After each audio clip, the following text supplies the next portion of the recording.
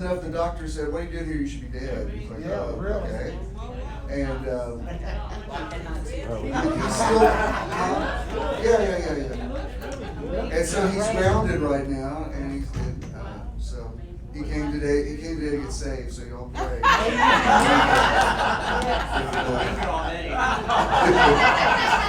Nothing like a near brush with death to say, maybe I should go to church. Get saved. So if the intercessors would just start praying, it's going to take a minute. Maybe we'll fast it. No, in all seriousness, I'm really happy to see the kind of attitude he had, because it is quite serious. But he's I mean, it's amazing he's already here. So. What?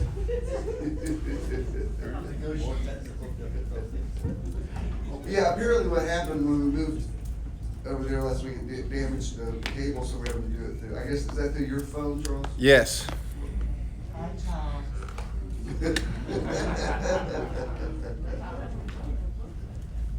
Hey, you guys. Huh?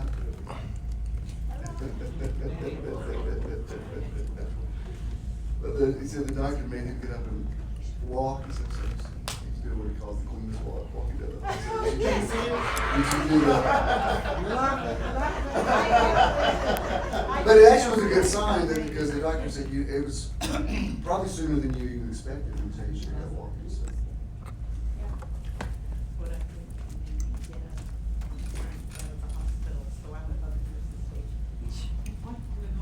Do you see me? I'm walking. Mom said she was like in the bed for 3 weeks in the hospital after my birth was so traumatic. Of course, I couldn't just be born normal. And she said when they finally said you're gonna have to get up and walk, she said I just burst into tears. I said, do I have to? I'm not ever planning on walking again. Oh, and on me, Tony took a picture. Apparently, I've been flashing everybody down the hallway. You know, if you can bring a little sunshine. Right when somebody's name.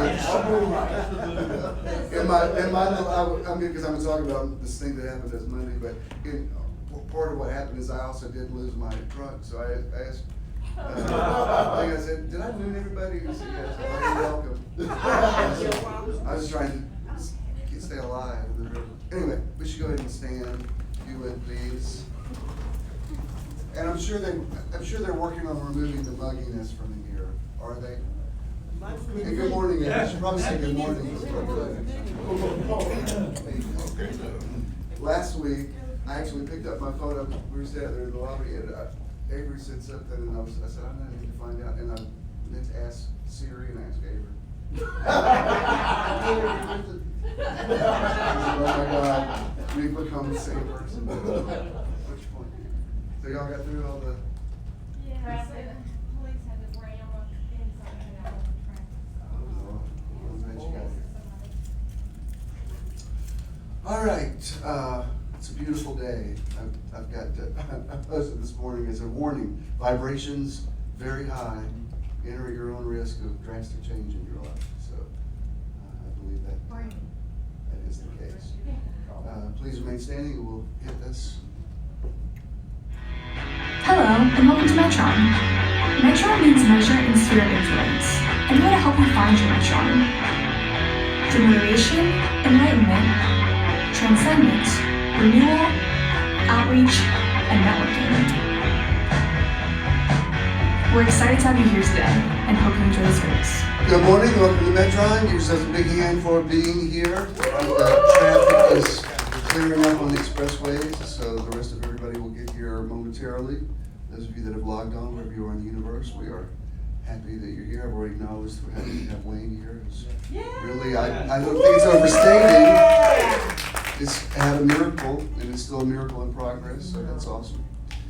And glad to have Marshall. Well, since Marshall's been back, he sits in the back and plays the guitar back there, and he's left early. I haven't had a chance to take him to lunch. So I went back and asked him, I said, do you not like us anymore? Is that what it is? I said, well, okay then. I respect that. I respect your timing. Although I know it is not true. you love us as much as we love you. You better bring a good performance today, having said that. And he always does. He's I've never heard anybody quite like him before. I hope you follow him on Instagram and Facebook. If you ever get a chance to see him in concert at some of the venues around here, you should definitely do it. I think you've seen him before. It's really, it's cool to watch other people hear him for the first time and just sort of turn on to his gift that we love and always appreciate. Would you please welcome our friend and our brother, Marshall Ruffin. Marshall. Oh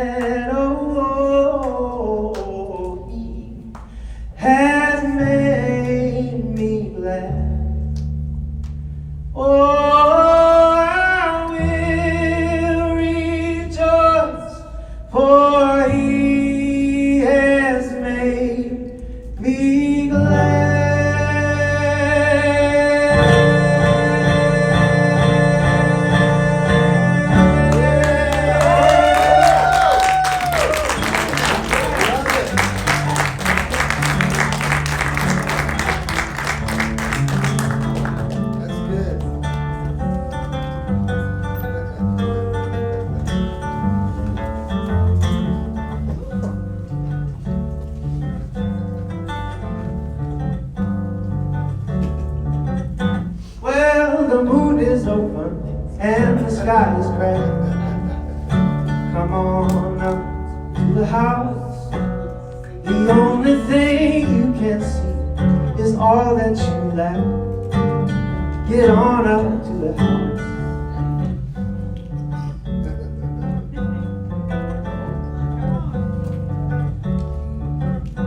Oh, you're fussing and you're fighting, it won't do you no good. Get on up to the house and get down off your cross. We can use no wood. Come on up to the house. Oh, you better get on up to the house. Oh, you better come on up to the house. Yes, the world is not my home. I'm just passing through. I gotta get on up to the house.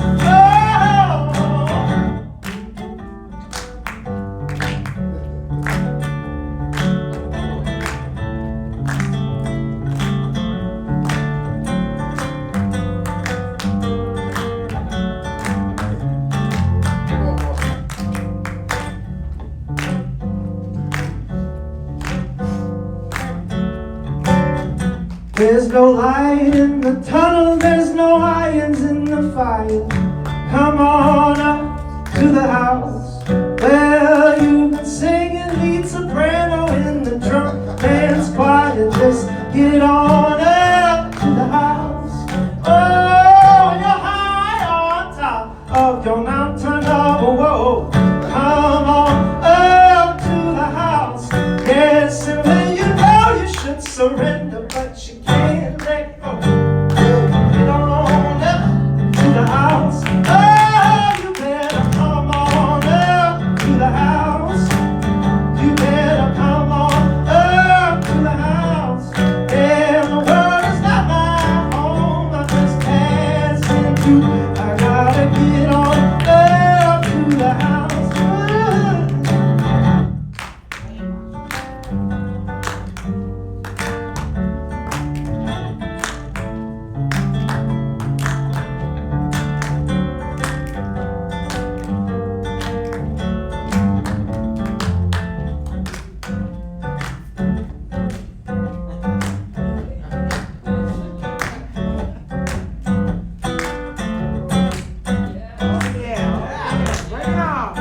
Bless him, Lord.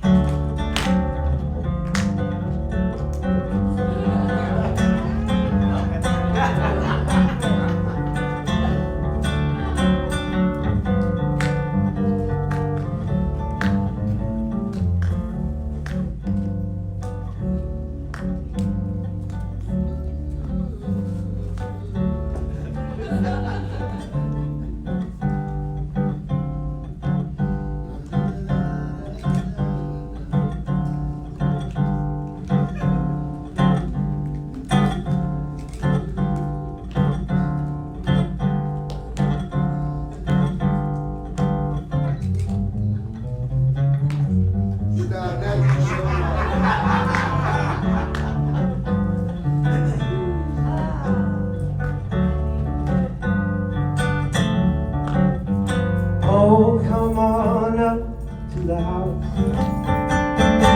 Get on up to the house. This world is not my home. I gotta get on up to the house. Oh, you gotta come on up to the house. Oh, you gotta get on up to the house. Yeah, the world is not my home. I'm just passing through. The world is not my home. I'm just passing through.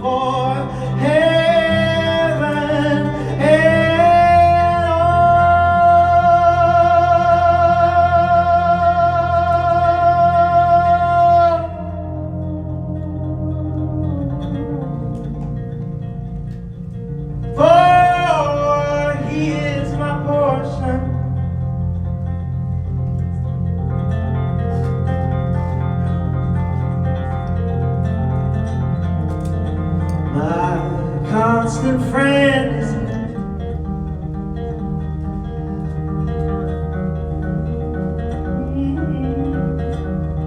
And his eye is on the sparrow, and I know that he watches me.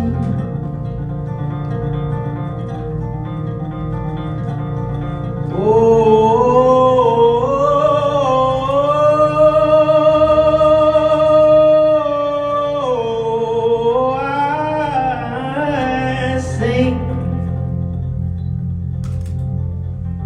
I sing because I'm happy.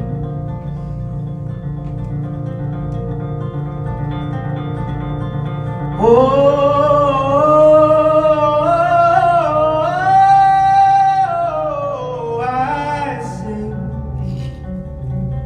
I sing because I'm free. Oh,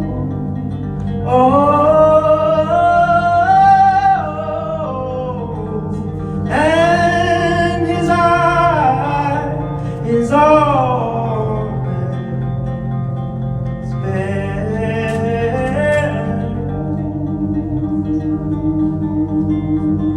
and I know that he watches me.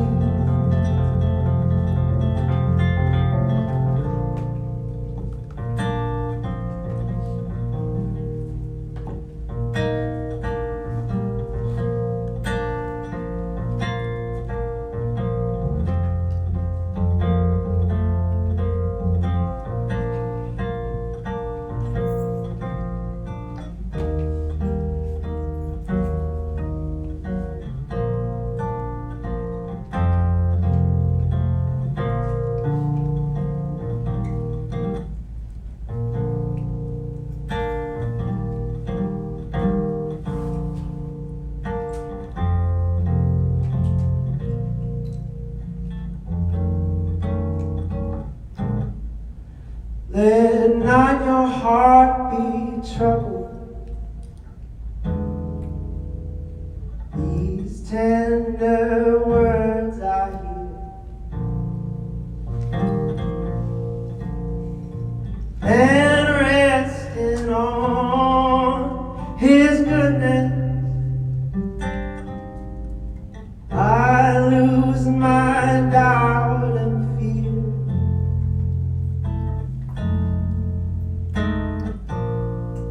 For the path that he leads, oh, but one step I can see. I know that his eye is on that sparrow. Yes, and I know that he watches me. Oh, I sing because I'm happy. Yes, and I sing because I'm free. Oh, his eye is on that sparrow. Yes, and I know that he watches me. Yes, his eyes on that sparrow.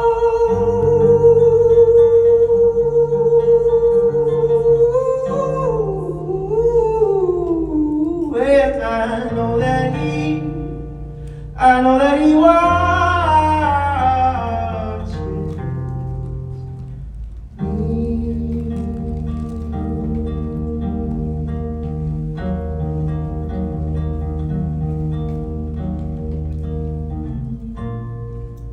Marshall Ruffin.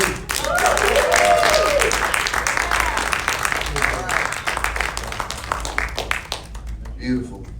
Beautiful. Thank you for being with us. Tricia's trying to give you a standing ovation. I like the way she thinks.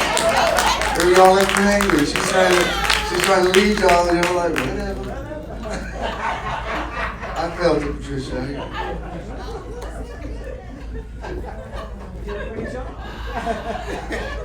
I thought I deserved a standing over my own self.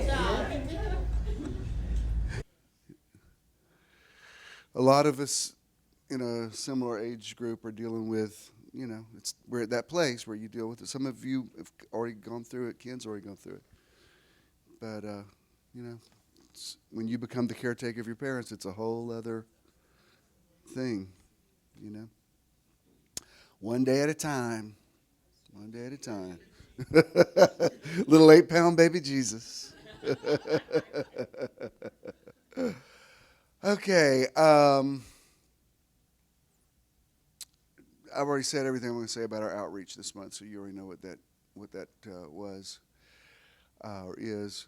So, are we having issues with the streaming? Because somebody had posted they weren't able to stream, so I don't know if y'all are aware of that, but you're good. You're on it.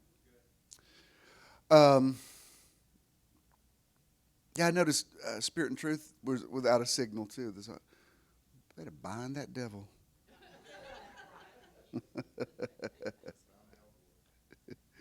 What? All right, that's enough from you.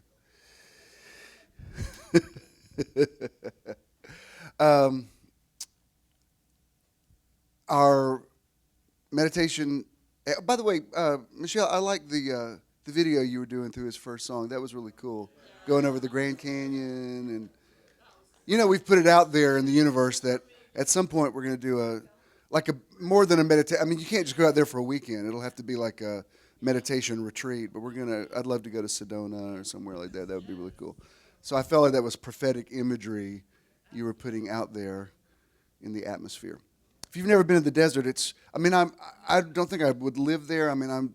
I love this environment, but it's a whole other beauty. I mean, it's just incredible. It's like going to a whole other world, but it's beautiful.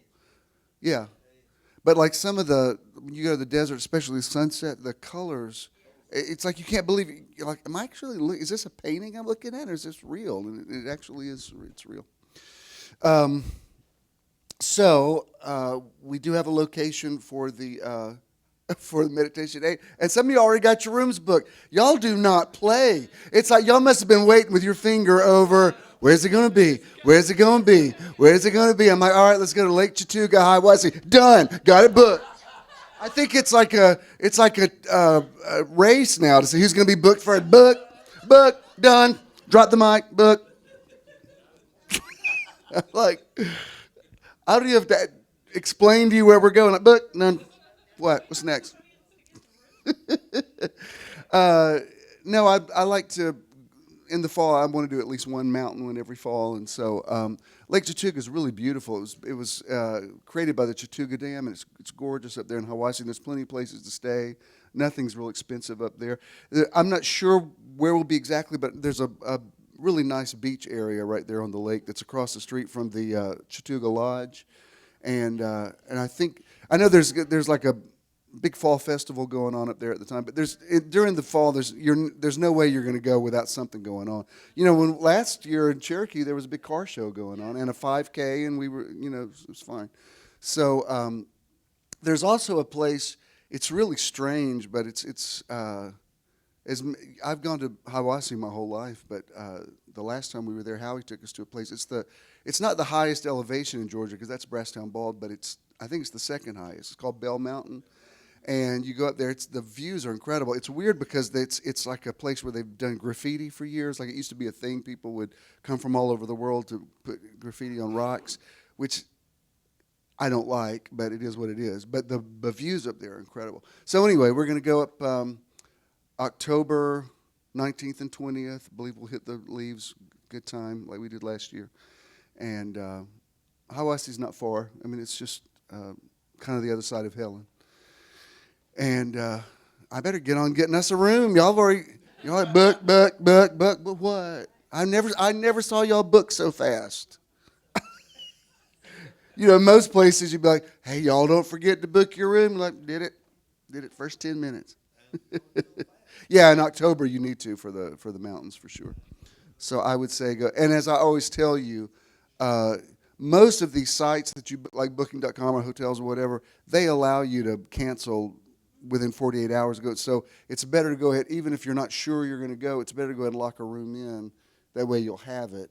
And there's also, if you're interested, if you could like go to Airbnb, there's a lot of really cool little lodges up there that are all around there. And so I just love this meditation weekends that we do. I really believe they have changed us and me profoundly. There's just been something about going away and experiencing those things together. Something as simple, Inez said she'd never seen witnessed a sunrise before. I said, how did you teach school for all those years? You never saw the sunrise.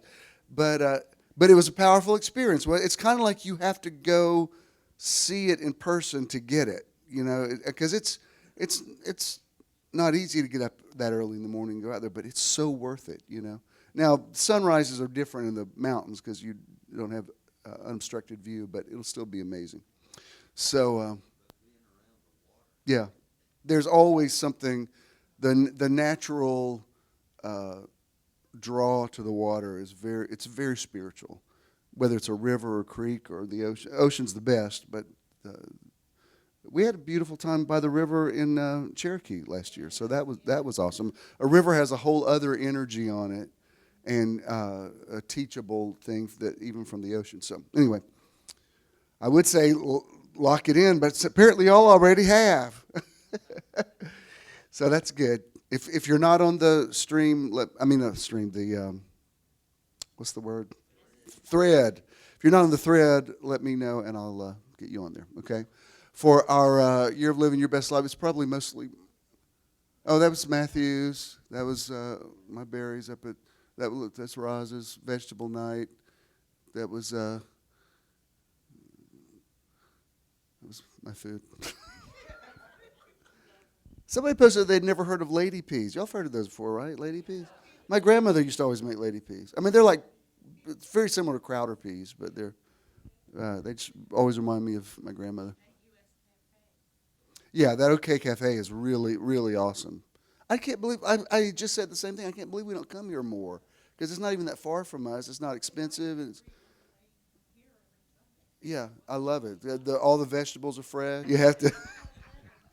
You have to be here to get it. It was good. I think that's everything I need to announce. Thanks for the words about my dad's brother. He did transition, which we've been waiting for, and it's all good. That's my dad's brother that's married to my mom's sister. And that was the four of them in 1967, and that's them 50 years later in 2017. And if you see any of my cousins have posted those pictures, it means they stole them from me, did not credit me with them. I'm a very giving person. Oh, that was them. It was my grandmother Kate back in '67. See how much Jonah looks like my dad. And that was just. A couple of years ago, we were together. They were over at Don's house and then at Mom and Dad's house, and they were talking. And I just had a sense. I thought this is probably going to be the last time I get pictures of the two of them interacting like this, and it was. So while they were just communicating, I was photographing that. But anyway, his service is next Sunday, and I got to figure out how to get out of here, get to Stone Mountain, get parents out to, where is it, Austell? And then go to Baxley the next day for our family cemetery down there. So it will all work out. I got a new car, so I got to take it on the road. I did. I traded for a newer model. Got a black one. Ken said, you should tint the windows. I said, I'm not a drug dealer. That's the guy who lives across the hall from me that has that.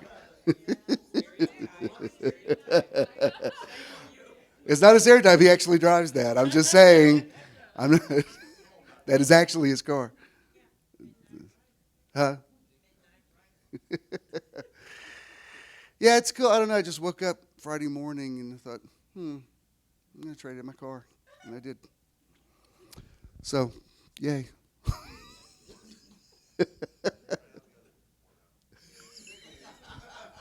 Like Tom Slick. And the crowd's going crazy. Yay. All right. Are we ready to get started? Welcome to the Metron Live podcast, coming to you from beautiful, historic Midtown Atlanta. Metron people, give the podcast live people a big hand. When I posted on Facebook this morning that the vibrations were high, I wasn't being facetious. I really meant that. And when I said, warning, enter at your own risk of changing, I really mean that as well. Something happened with the manifestation of the teaching I did last week. It happened this week. Most of you already know about it. I'm going to talk about it today. It really profoundly changed me again. You know, being born again is not a one-time thing. You get born again and again and again and again, and events happen that cause you to reincarnate as something else. And you don't notice it until you're on the other side of it, and you think, wow, I'm not reacting to things the way that I did before. What's happened? It's because it's kind of like, you know, those, what do they call those Russian, they call them nesting dolls, you know, where you take the image out and there's a smaller one and a smaller one and a smaller one. I kind of feel like that's kind of what happens, except that we're getting larger in the spirit, but it's kind of like it's all in you, and then a thing opens you up and it releases something in you that you didn't even know was there, and that's the part of you that gets born again. Watchman Nee did a book about the release of the soul, and he talked about how events happen that open us up and release what's already in us. And so many of those men that they might not have called themselves mystics, but they really were and are. But I want to make sure you understand the scripture that I used last week. So let me go back there. I'm not going to give you the full thing, but let me just show you this one verse, and it's actually the only point I have today. First of all, the title is Manifesting the Breath of Life, Embracing the Transition from Living Soul to Life-Giving Spirit. I am not kidding. I feel the quickening of the Holy Spirit already on this thing. Just reading those words. All right, let me show you this verse. It's 1 Corinthians 15:45 out of the Passion Translation. It says, "For it is written, the first man, Adam, became a living soul. The last Adam became the life-giving spirit." And this is Pauline Theology 101. He talks about, he did it with the Romans and the Corinthian letter. He said, he juxtaposes first Adam, last Adam, Adam and Christ. And let me reference a teaching I did previously to explain to you what I'm seeing in this verse now. There is a difference between being a living soul and becoming a life-giving spirit. Jesus, the scripture says, was the first fruits from the dead. He showed us. Look, Jesus didn't come to the earth to get God off our back. Do you understand? He came to reveal who we had always been. It took him going to the cross. Interestingly, so much has happened this week. I've even kind of rediscovered the cross. If you saw the post I did about this, Klesko gave me this cross years ago, and I really loved it a lot. And a stone's been out of it for a long time, and I just got out of the habit of wearing it. And I like wearing the Tree of Life or the Eagle or whatever. And but I was, because of a wedding I did last night, I thought it was too hot to put on a clerical collar. It was outdoor wedding last night, but it was fine. They were a cute couple, real sweet. It was good. But if I wear a suit, I can just put this on, and it's cooler, and it sort of looks clerical. So that I thought, I need to wear my cross, but I get that stone fixed. So I just found jewelers that were closest to me, and I said, is it possible? I took it in on late Wednesday afternoon. I said, is it possible to get this by the weekend? I don't know if you've ever gone and asked for things that's, stuff like that. Usually you don't get that quickly. And he said, I can try to have it for you by Saturday morning. I said, well, if you could, that would be great. I mean, Saturday was a full day. Like Howie came in town from Blairsville because he dropped Jerry off at the airport, and he's here for a conference for his blog, but he'd never been to the Carter Center because usually when he comes through Atlanta, he's got the dog with him, and he didn't have it. So he loves, he was crying through the whole thing. I mean, I love Jimmy Carter, but I mean, he loves Jimmy Carter. And he said, you have got to take Metron down one Sunday to Maranatha Baptist Church for his Sunday school class while he's still here. I'm like, well, we'll figure it out. Don't tell me what to do.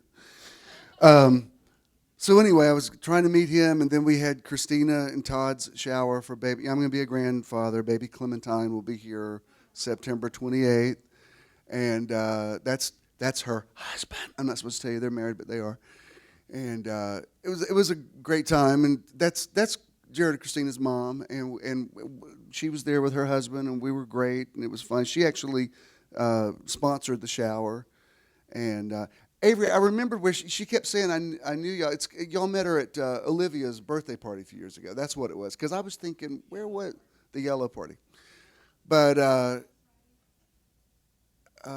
that was all of us. So we had to go there. I told Joe, you look like an NBA player. Why are you so tall? What's going on with you?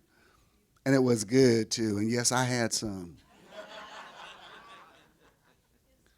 And that's their girlfriends are so sweet, pretty.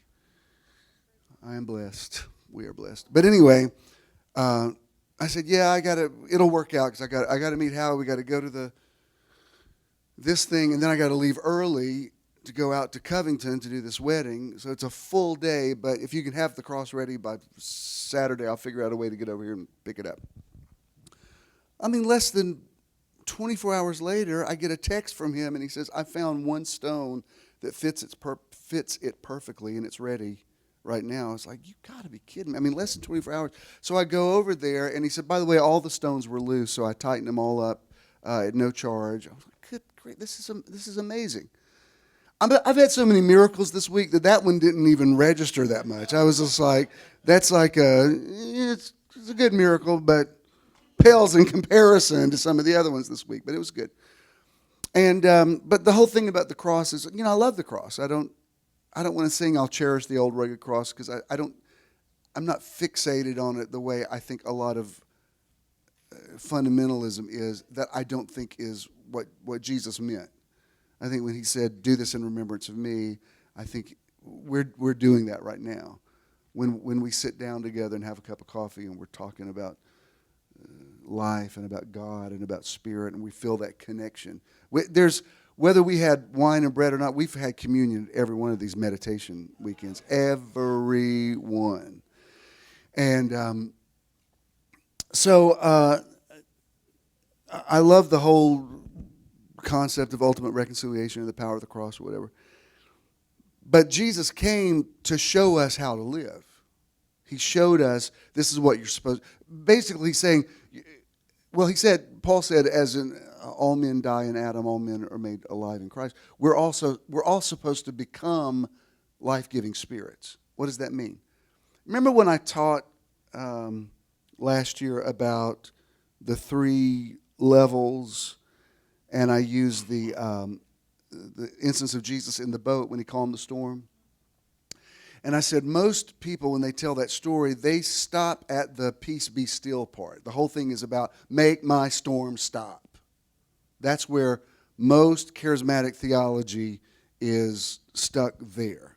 I just want this storm to stop. Jesus was operating at a higher frequency because he said, let us cross to the other side. That mentality means the weather is immaterial. In other words, now that I've said we're going to go from point A to point B, I don't care I'm going to sleep. And the fact that he went to sleep instead of checking the weather. Anybody check the weather? What's the weather going to be like? If y'all check the weather app, oh my God, looks like, he's like, no, I said we're going to the other side. Good night. Now, when the disciples freak out and they say, don't you care that we're perishing, whatever, he wakes up and he says, oh, you second-dimensional people. He said, oh, you have little faith. But he's basically saying, wow, y'all are really stuck in this mentality of stopping the storm. So, okay, peace be still. You happy now? The storm stopped. But what you need to understand, there's a higher consciousness, and that is, I'm going to cross this river. I don't care if there's a blizzard. I don't care if there's an earthquake. Whatever. If I said, let us cross to the other side. We're crossing to the other side. Now, y'all are fixated on the weather. I'm focused on the destination.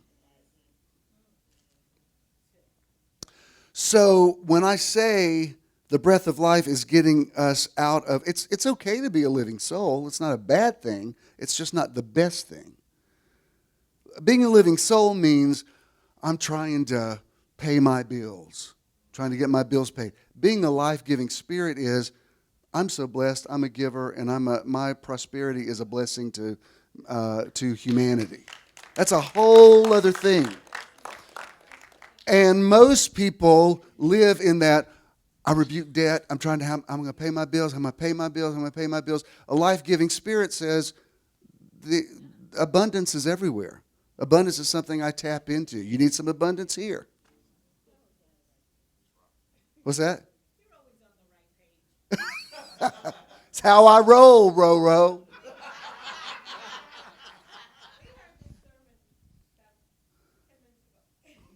Oh, yeah?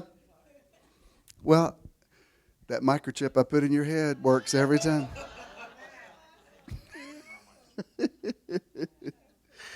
Why? It's too early to be crying yet. Why are you already feeling it? Don't get me started crying.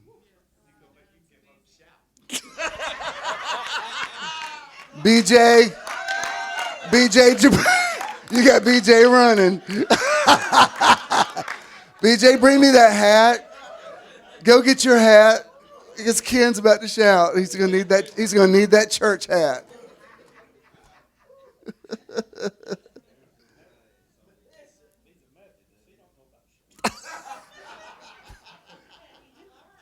No, those original Methodists were shouters. Like Charles and John Wesley, when he wrote "Oh, for 1,000 tongues to sing," he was talking about speaking in tongues. I mean, it was the later Methodists that got all dignified, but those early Methodists, they knew the ghost. All right, will y'all let me get through this sermon?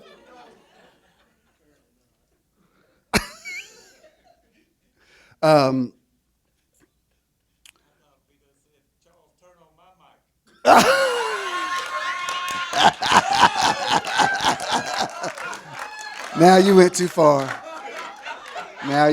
far. One toke over the line, sweet Jesus.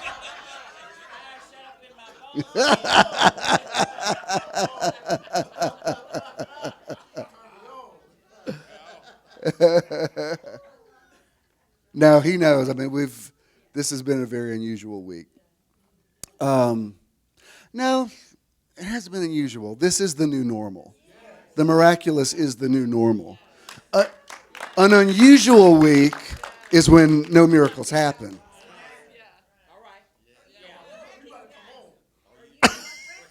Or you don't recognize them, yes. Would y'all shut up and let me preach this sermon?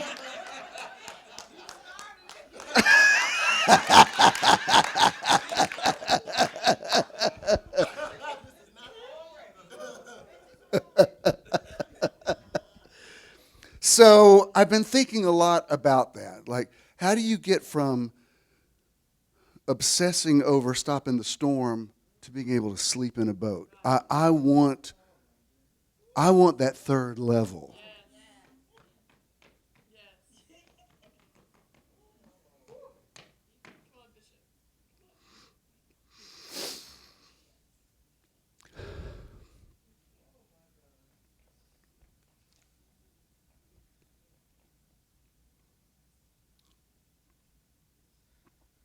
Sleeping in the boat is what you want to get to.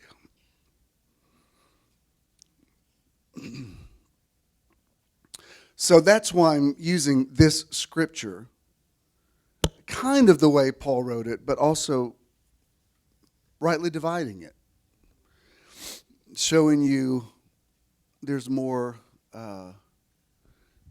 there's another facet to that diamond. All right. So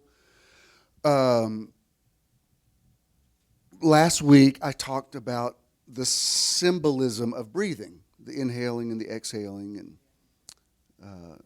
I talked about inhaling is I'm believing for the best, I'm believing for a miracle. Exhale is, I'm going to be okay if the miracle doesn't take place.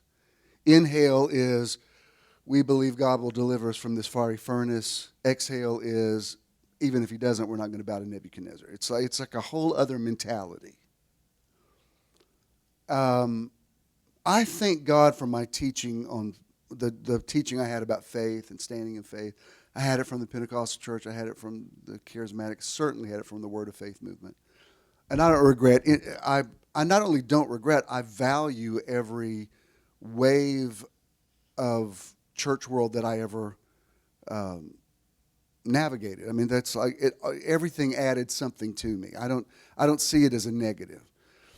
But we were taught in faith is you stand in faith, you hold fast your confession, you don't waver, you're going to hope against hope, call those things which are not as though they are, all the things which are scriptural. But it's like, don't let go, I'm standing in faith, I'm holding on. I mean, it was that don't take no for an answer. And there is a place for that. But I have also seen people stand in faith, and not get results. Then you come along and these laws of attraction guys are talking about detachment. They're saying, don't be obsessed with outcome. And even years ago, even at Church in the Now, I taught out of James one time about the word request. Let your requests be made known to God. And I said, there's something about the finesse of not over praying something. It's nearly like those of you that cook, you have an instinct about, I'm going to put some salt in, but I'm not just going to salt. You know what I mean? Like like I'm going to put the heat to it, but I'm not just going to overcook this thing. There's a time to do something, and part of being a cook or an artist or whatever is knowing when to stop. That's enough. I've learned that in doing a painting. I can't tell you how many times I would do a painting and I'd really, really like it, and then I wouldn't leave it alone and end up putting something. I'm like, why didn't I just leave that alone? I liked it better. Less is more. I just need to know how to put stuff to the canvas and know when to walk away. And I was thinking about what I'm about to tell you. I was thinking, how can I explain this to people? And at the shower yesterday, I was talking to Judah and Stacy in the kitchen about this, and we had a little mini church service in there because I love talking to Judah about these kind of things, and we sort of riff off each other. And even though our delivery is different, he's ministering sort of to a different demographic, and I don't mean that in any condescending way, because these are all people that we love and know, whatever. I'm just in a different place, and he knows that, and not everybody. I mean, this is an acquired taste. Do you know what I mean? It's like I've taken y'all out. The John 10:10 says. John 10 says that the shepherd leads them out. I have. I admit that I have. And y'all knew what y'all were getting into. I've said, y'all can sit here, and I'm not saying he's not doing this. Y'all understand what I'm saying, because he's awesome. They're awesome. I'm glad they're doing well. But I've said, y'all can eat right here, but I've just noticed there's an amazing patch of grass up on the side of that mountain. Now, the air is really thin up there. But I'm going to go up there if y'all want to hear my voice. That's where you're going to hear it, because there's just something about up there. I just got to get up there and see what that is. You hear me? All right. So I was thinking, how do I explain this? And this is what came to me. Let's say hypothetically, let's use the analogy of a man asking a woman out for a date. That's something everybody can relate to. And this would be applicable whether you're gay, straight, whatever, but you understand what I'm saying. Typically, it would be a man asking a woman out for a date. That's the majority of what would happen in the dating world. If a man goes up to a woman and says, hey, I'd like to take you out sometime, and she says, I don't need you. I don't need a man.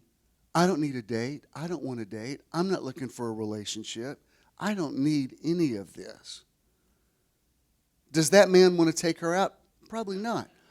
But if he goes to that same woman and says, hey, I'd like to take you out, and she goes, oh my God, thank you. Oh, I thought nobody's ever asked me out. Yeah, as a matter of fact, I got a wedding dress in the car right now. If we could go out and, because my parents are waiting to, my parents are waiting to meet you. Neither of those things, both those women are crazy. You don't want the one that's too detached, and you don't want the one that's too desperate. What?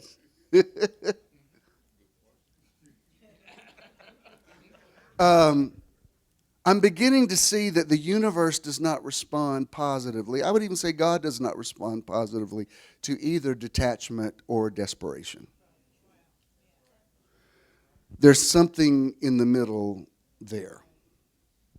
Okay, so that's where I'm going with this teaching. All right, so last Sunday, most of you have already heard the story, but in case you haven't, I'm going to get it on the podcast here. Howie's going up to he's going up to his cabin in Blairsville. Jerry's going up.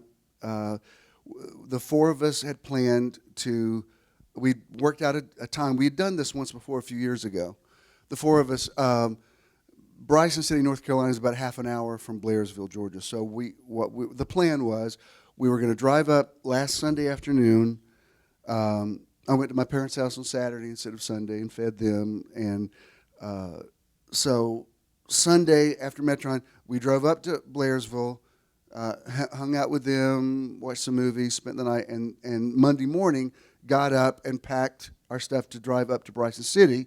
There's a place there called Deep Creek. It's really a little river, but parts of it are shallow enough to be called a creek. So we were going to go tubing. We have done that before. It's a fun thing to do. So that was the plan. So we get up there, we drive up there, beautiful day, nice trip, stop and have breakfast, a real cool country place. It was good. Having a great time. So you go get the tubes, and you have to walk, I don't know, about a mile up, maybe a little more up to put in right below a waterfall. See that bag in my hand right there? That's all my stuff. Now let me say, negative things have happened to me before that after they happen, I thought, you know what, I had to check. Like one time years ago, before I started Metron, my computer was stolen out of my car here in this parking lot. And I was meeting somebody for dinner here, and I remembered the parking lot was full. And I remember looking at my computer bag on my front seat and thinking, I shouldn't leave that out. And then I remember thinking, no, this parking lot's full. Nobody's going to be breaking into my car. Well, sure enough, they did. Stole my computer. And the first thing I thought of is, well, you know what? Still small voice said, don't leave this out here visible. And I was like, shut up, still small voice. And I learned a valuable lesson. So there have been things that have happened. I'm like, no, I felt a check about that. But obviously I wanted to, I love taking pictures. I don't make any apology for that.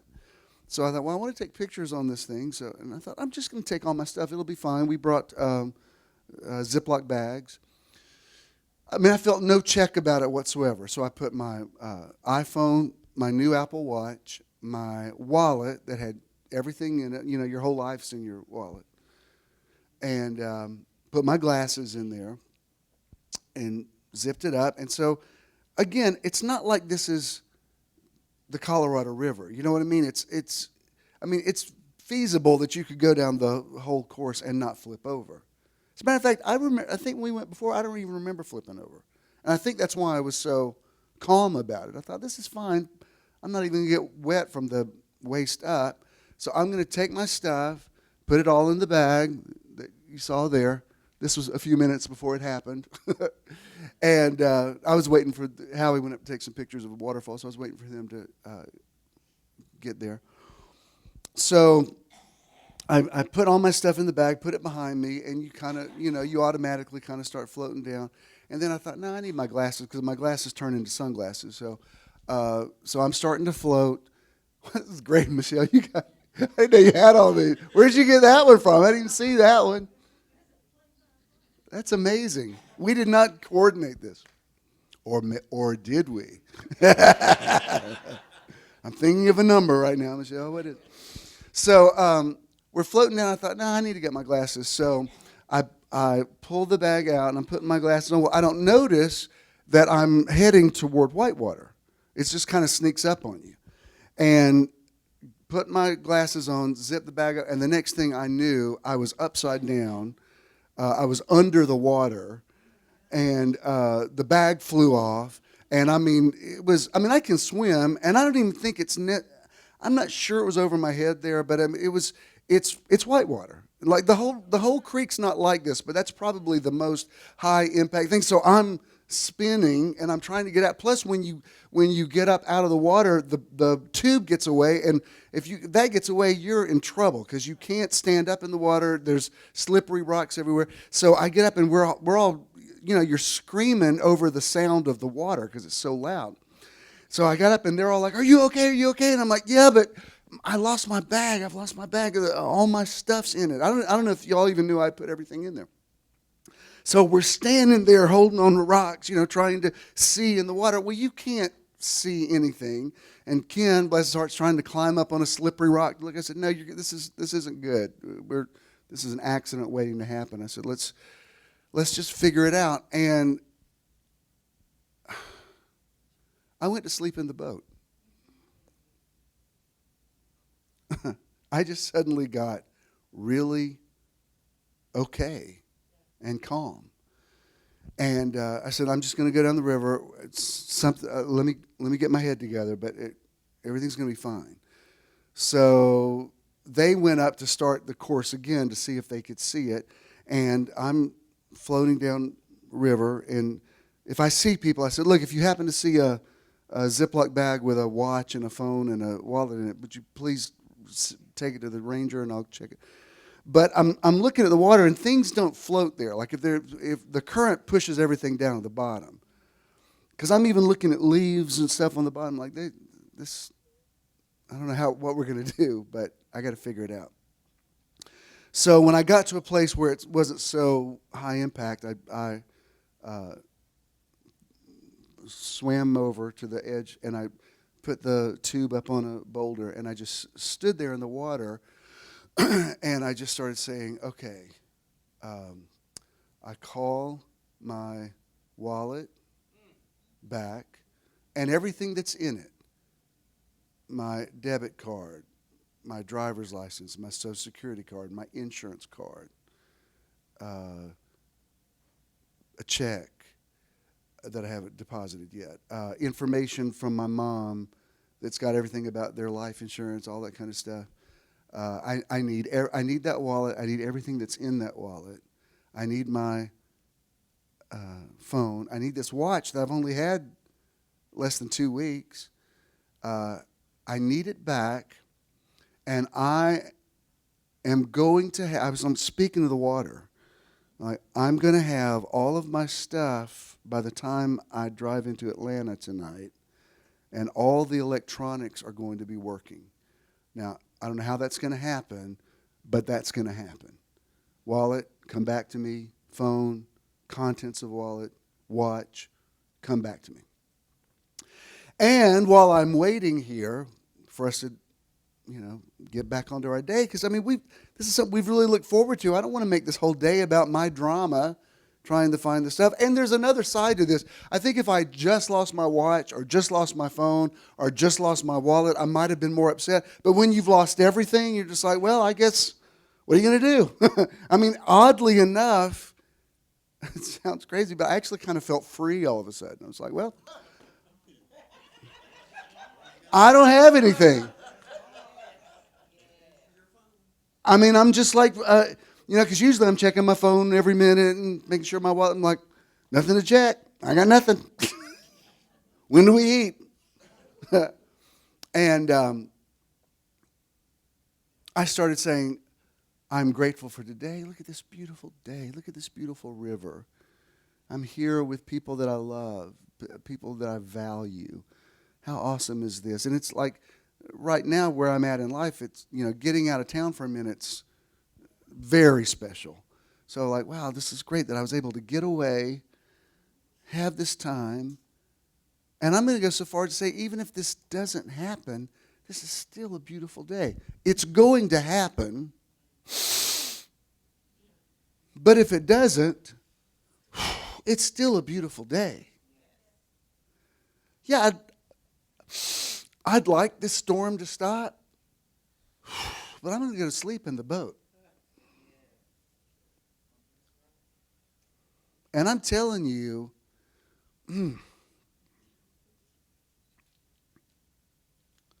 when Paul said the kingdom of God is not meat or drink, but it's righteousness, peace, and joy in the Holy Ghost, I knew it was right. It was righteous, what I was saying. I felt the peace of God, and I felt joy in the Holy Ghost. I'm like, this is a great day. I'm not even upset. They even kept asking me, why aren't you more upset about this? I said, I don't know. I just taught this thing yesterday, and somehow I'm going to have my stuff back. So we finally finish up about an hour, 2 hours on the river.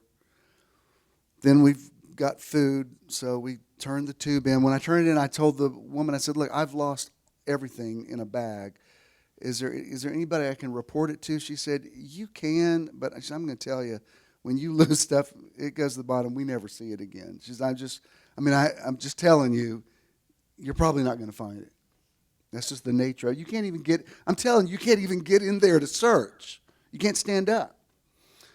Okay, fine. So Howie and Jerry put a great lunch together, and I just said that I don't think I've ever enjoyed picnic food more than I did.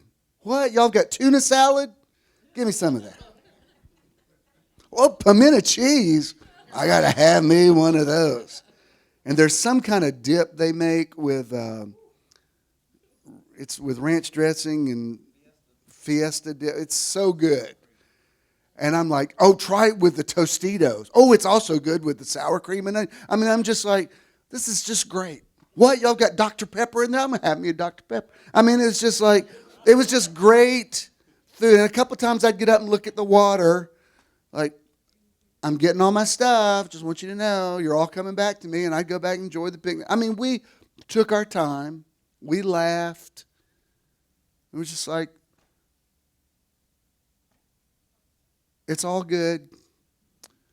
So finally, it's time to go back to Blairsville. So we pack up, and we finally got to Blairsville. I went to an AT&T store, and I said, look, I was tubing today, and I've lost my phone.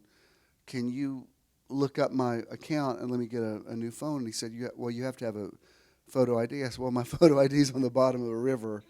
Is there any way I can tell you my social security number? He said, I'm sorry, they're just really cracking down. You have to have he said, if you've got a passport, you can use that, but you have to have a photo ID. I said, well, I don't have it with me. Okay, fine. I wasn't even upset about that. I was just like, all right. Oddly enough, I kind of felt relieved that he said no. I don't know how to explain that, but I was just like, well, okay, fine. So as soon as we get to the cabin, I go into the bathroom, close the door, and I hear Ken's phone ring through the door, and I hear him yell. And I said, what? What is it? He said, it's your mom. I'm like, oh my God, what? He said, they found your stuff. I'm like, what? Who found my stuff, and how does my mom know? Like, what? So he starts talking to this, he calls this guy on his phone. This is what happened. A couple from Savannah was driving up that day. This guy is a scuba diver. I didn't know this was a thing, but you know how people will go out on the beach with a metal detector? There are people that do that in rivers and to see what they can find. It's a special kind of training you have to scuba dive in whitewater because it's different from being in the ocean. So he said,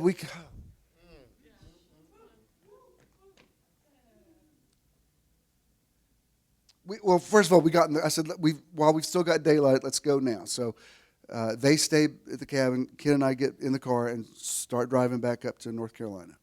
Hour and a half. We finally find this guy, him and his wife. And, of course, I get out of the car and just hug him. It's like, you are an angel from heaven. Because, first of all, let me say, if somebody had just found stuff, I mean, this was not cheap. The very fact that this guy had enough, a guy who is kind of a scavenger, not a scavenger, but you know what I mean. It's his hobby to look for stuff that people have lost. He said, I decided to get in the water. I dove, and he said it was totally clean down there. There was nothing. He said, I was about to get out of the river, and he said, I could see a little piece of plastic behind a boulder that was going like that. And he said, here's the thing. He said, even if you had seen it, he said, you have to know, if you don't know what you're doing, he said, like if you just grab a bag under white water, it explodes, and all your stuff goes in different directions. So it actually it makes it even worse, because at least if it's all in the bag, it's contained. He said, so somebody that hasn't been trained how to do this kind of thing couldn't have even done it. But he said, I saw it. I reached behind the boulder, grabbed it. We still don't know how this happened. Now, it had been underwater for 3 hours, because he said, when I opened, he said, I had to pour the water out of the bag. Now, this and my iPhone are called water resistant, but they're not meant to be under a river for 3 hours. So he said, I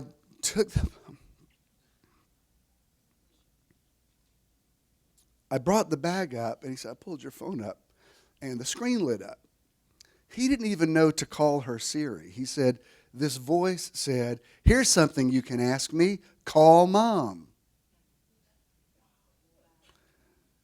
So he said, I hit that button on the side and said, call Mom, and this woman answers. Now, bless her heart, my 81-year-old mother is at home and sees my number come up, assuming it's going to be me, and some guy goes, hi, my name's Carlton, and I just found your son's stuff on the bottom of the river.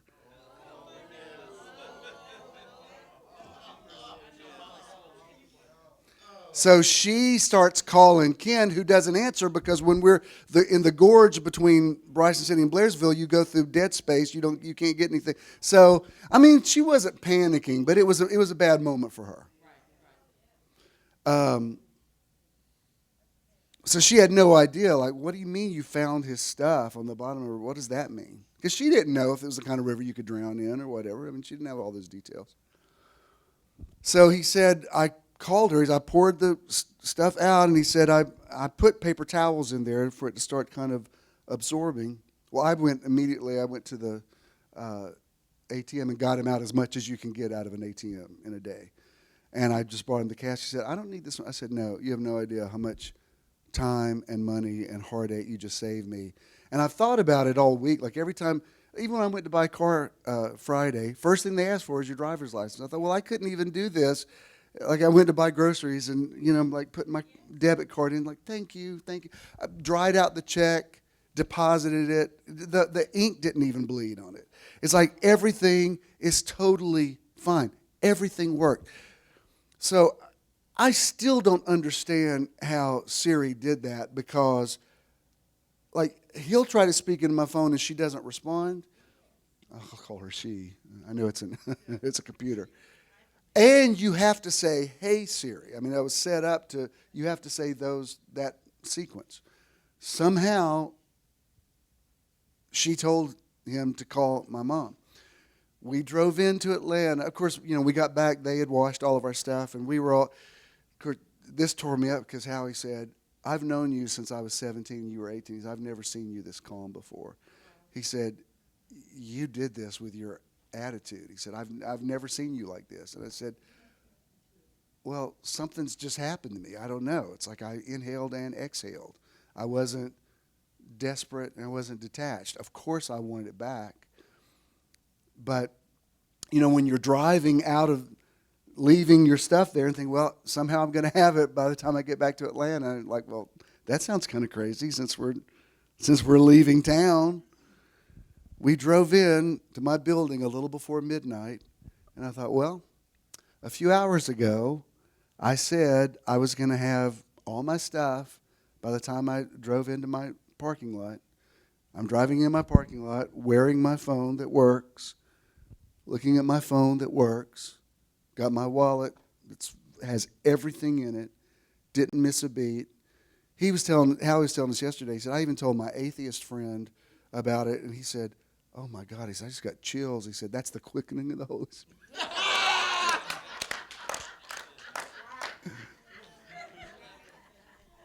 But we keep talking about it because I'm like, well, how did that happen? How did that happen? I mean, there's so many variables. The fact that the guy just happened to be there an hour after I lost it. The fact that he was specifically trained how to pull things off the bottom of that river. The fact that somehow the voice on my phone says, call my mom. The fact that somehow my mom was able to get in touch with Ken. Am I leaving anything out? I don't know. If there's something else, take the microphone. But it was just, the whole thing is just like, this is just a bona fide miracle. I mean, I know I can punch things up and spin it and make everything look really positive, but I mean, I've never seen anything like this happen before. Well, yes. Yes. Exactly. And I think you'll understand what I mean by this. I mean, I just bought my car 2 years ago, but I just thought, I want to trade it in. The new one has some things in it that the current one I haven't. There was a time I would have talked myself out of that. I would have said, no, that just looks too over the top. You just got this 2 years ago. And I thought, nobody cares if I trade in my car and get, I'm going to do it. That's an old mindset. And it was just so great. I mean, I saw that there was one online that they had discounted. That was the one that I wanted. And I went and met the guy. And he said, do you want to look? I said, no, there's one I saw that you've got marked down, and I really like that. I like the way it's described. You know how there'll be certain words. I thought, black, yeah, I haven't had a black car in a long, long time. That would be cool. And he said, what color is the interior? Cappuccino. Words are so important. I thought, oh, I'm getting that. Cappuccino interior, what? And I don't know. When you said, remember who you are, I don't know if that hadn't happened Monday that I would have done that on Friday. Do you understand? I know that's a small thing, but it's just it's putting the net on the other side of the boat. And I'm not talking about just going crazy and me going buying a Lamborghini or something, but it's like, no, I could do this. This is fine. This is not, just go do it. I want that. And so, I may be driving my parents to Baxley Monday, and it's like, okay, well, good. I've got a new car to take them, and it's like, this is great. So, yes, it was a miracle, but don't waste your miracles. You're supposed to learn something from them. And I tell you what it's made, this is where I'm going with it, because it just keeps. What? All right, go ahead.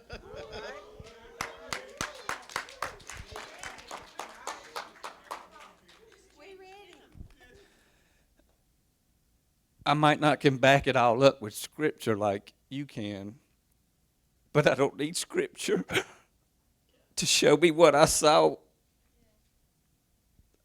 Like he said, he was calm.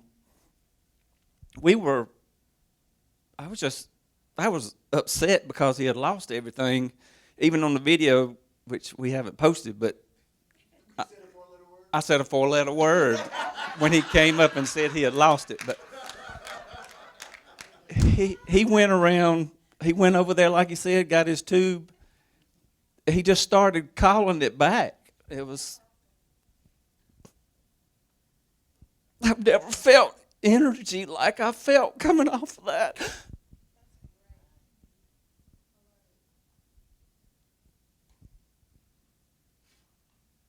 If that's the biggest miracle I've ever witnessed for, because I did go over there, go up that rock, got on the other side, and it was probably chest deep. I couldn't go around that rock because of the way the water was turning right there. But I tried with my feet, and it was deep up under that big rock. But he was more worried about us because he asked me twice. He said, "Are you okay?" I was bummed out for him, but he didn't let it show. Didn't ruin our day or nothing, but that's all I've thought about all week is how that man said that he saw that little flap.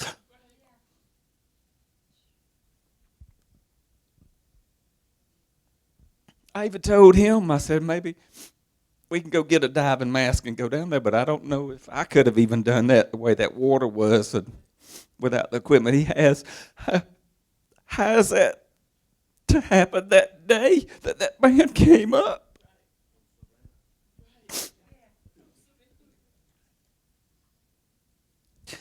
I called him up. Exactly. The guy heard me in Savannah.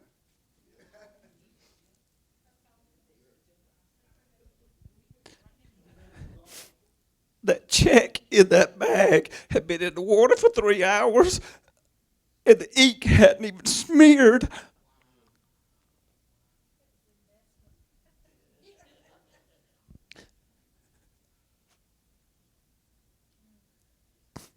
That's a miracle that he called back. I witnessed it, and I still feel it.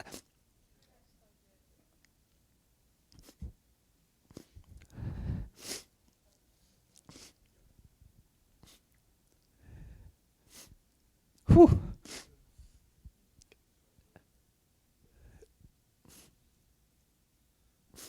Sometimes we ask for things. You might not get it. But I do believe you can call things back.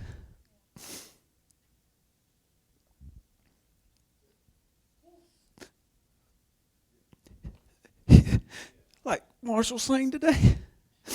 His eyes on the sparrow. And he's watching over.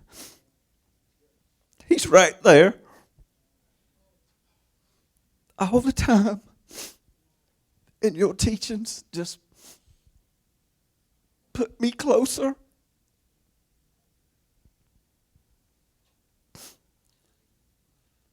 It's just a miracle. It's too many things lined up that day. Even that guy in the AT&T store, he told him, "You know, I have let folks get phones before without IDs, but they've cracked down on me." That was just the universe saying it's already coming back.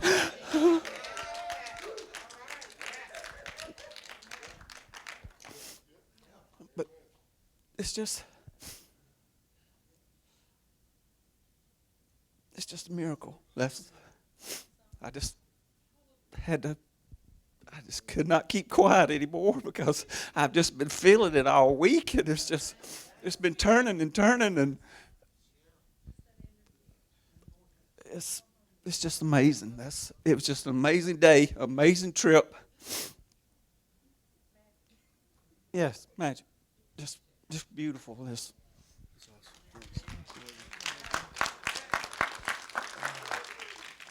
Well, I'm glad you said what you said there at the end. This is because this is the segue of where I was going with this. Because this is what I've been thinking since Monday. Now, there are some things in your life. There are seasons that end. There are things that are over. There are relationships that are seasonal, whatever. We all know about that. We've talked about that. But then there's stuff that you've lost over the years. People that you invested in that disconnected from you. People that you gave to. Good deeds that you did that went unnoticed.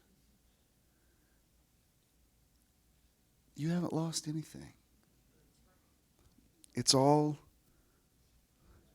somewhere under the river. And you just have to call it back. Because, and I say this with no hurt feelings and all, I've done a lot for a lot of people that don't speak to me now. And I think, it's fine. Whatever I gave to you, there's still a return on that. The karma is still going to come back to me. Even if you and I didn't go the distance, the energy that was on the thing I did for you, the blessing. Like I was looking at, there's a man, and he had nothing to do with church now, but there's a man who's been in church at Conyers for years. I got him his job. I'm the one that suggested that church they hire him. He's been here for all those years. Doesn't speak to me now. I was looking at him on Facebook this week, and I thought, how do you live with yourself? I mean, I got you that job. Yes. But the point is like, that's it. It's all out there. I told Avery this week, we had our little staff meeting at Starbucks. Yes. And I told her, I said, and I'm just saying this because, you've worked for me for these last 5 years. I haven't paid you. I said, but you know what? You're going to win the lottery or something. You're going to get paid for everything. You're going to get paid so much more. And I'm not talking about when you go to heaven. I'm talking about now. Something's going to happen. I don't know what it is. And you have already had some things happen. Like with your mortgage, you already have had some amazing things happen. That is a part of it. The hundredfold return is a lot of waves. It's little waves, it's big waves. It doesn't come all in one big, tidal wave. So every little, if you start to buy something and you say, I'm going to wait till next week, and then you go in and it's on sale this week, that means that's a little wave coming in. But we felt the energy of this talking about it in Starbucks. I said, I don't know how it's going to happen. We're all going to be paid. Everybody's going to get back. But you have to call it back. You have to understand that it's yours. May I exhort you, please, to stand in the river of your life and say, so be it, and start calling back all the stuff that you've done. Roz or Inez, let me ask you something. Are there some students over the years that maybe you went the extra mile for, you did a little extra something for, that you could see they had potential? And sometimes kids are too immature to realize the investment that you made in them. Call your investment back. For whatever, for all those inmates that you go minister to, you don't get paid for that. They don't pay you to go talk to prisoners. I know you would do it without a reward, but get your reward. It's out there. There's money in accounts that is your money. But you have to call it in. I wouldn't even tell y'all this, but this happened a couple months ago. We needed it's the first time in Metron's history that we needed a miracle. I mean, we did. We just we're being positive, but there's not a lot of overhead, but there's overhead. I mean, I have to make a living. We have to rent this. There's a lot of things we do. I get this call one night from this guy. He said, I just want to tell you, he said, I don't work for Snapping Shoals, but there's an account from when you had Church of the Now, that it's from years. It is even before we were in the big building. He said it's what do they call it? Capital. It's your stuff. He said you just have to call it and get it. It not only was exactly what we needed, it was more than we needed. And if that guy, I said, do you work for Snapping Shows? He's one of these guys that finds out, people have all kind of stuff, like sometimes when you sell a house, you don't get all your escrow back. There's all kind of stuff, unclaimed money that's out there that's yours. It's not a scam. It's your money. You just haven't called it back. Yes. I called them. It didn't come to me. It came to the ministry. But it was just like, and they said, well, if there's some more. And there was some more a couple of weeks later. And they said, well, we're just now doing the auditing. So if there's more, we'll let you know. And that was when we dissolved that corporation, that was anything that was left over from Church in the Now would go to Jim Earl Swilley Ministries. Not to me personally, but to the ministry. That was what was in the dissolution papers. So now it's like every time I go to, it comes to my personal mailbox, I'm like, let me see. Snap and Shoal send us something, could be. But I thought it was already there. It was ours. We didn't go get a loan. It was money from light bill that we paid. I'm talking like, was it 2001? They're just now up to 2001. Who knows? So she was saying you get interest on that. So this wasn't just, yes, it's great that this miracle happened. But this isn't just about me getting my stuff back. And do you understand?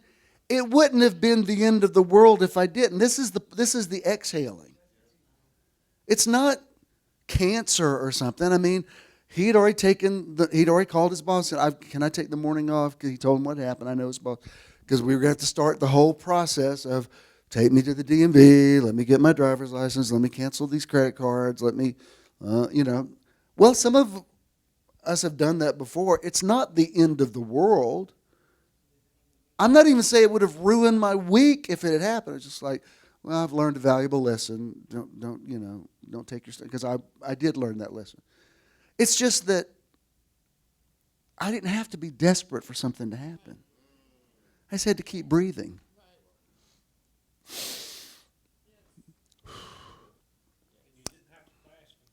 No. And if that story hadn't turned out that way, I would have told y'all about it. And I would have said, and here's the thing, don't take your stuff in an inner tube because you're going to lose it. I lost my stuff this week, but we're in the process of getting it all back. And, it wouldn't have been, I could have called you and said, Francis, I'm sorry, I lost the check. Could you write me another one? I could have done those things, but I didn't have to. Yeah. So I want us all to become life-giving spirits. We've been living souls long enough. Stop trying to get healed and become a healer. Stop trying to stay above water financially and start being a player. Start investing, start giving, start putting it out there. Sometimes if you've never thought that way before, you have to be born again. Do you know what I mean? You have to get out of crisis mode. Because I nearly think, this is how much I believe attitude and the breath plays into it. I think if I had freaked out Monday, I don't think I would have gotten my stuff back. Do you know what I mean? It's like this scenario is trying to happen, and while this guy thinks he wants to drive up from Savannah to go scuba diving, doesn't realize I'm calling him up there because I need a scuba diver to find it. But if I had gotten in there and freaked out, he would have said, I was thinking about going, but maybe we'll just go tomorrow. Who knows how many things you've nearly gotten that. I was even thinking about, Doc, that scripture, it's in Hebrews 10 where he talks about the people who had been persecuted, and he says this one phrase that always stood out to me. He said, you took with joy the spoiling of your goods. There's such an energy on that. Do you know what I mean? That if somebody even steals from you, you're like, there's more where that came from. My world is so much bigger than what you're stealing from me.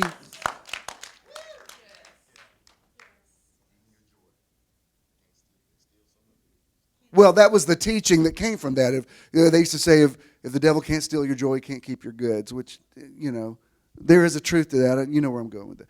But the point is, it's like the breathing, sleeping in the boat. And it doesn't mean you're just like, whatever happens. No, you want stuff to happen. I want the miracles.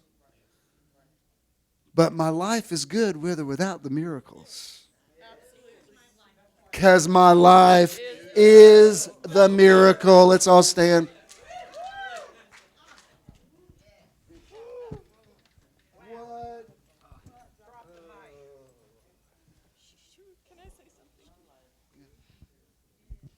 So, I've been wanting to flip my car for a while, and because I'm on a mission. You know, I'm not going to take time to explain it all. Go on my Facebook, anyways.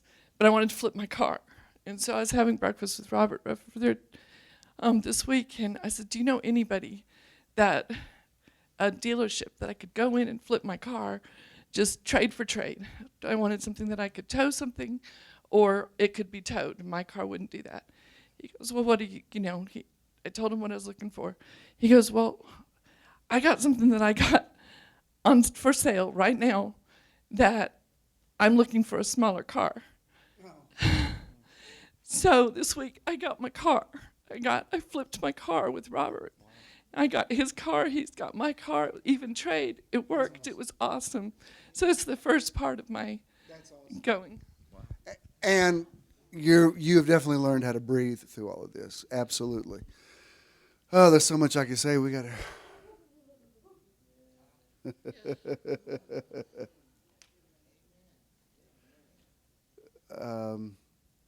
You know what? For the sake of time, we don't have to run the thing at the end. You know what to do. We embrace this word that's been spoken today. So be it. So be it. Peace.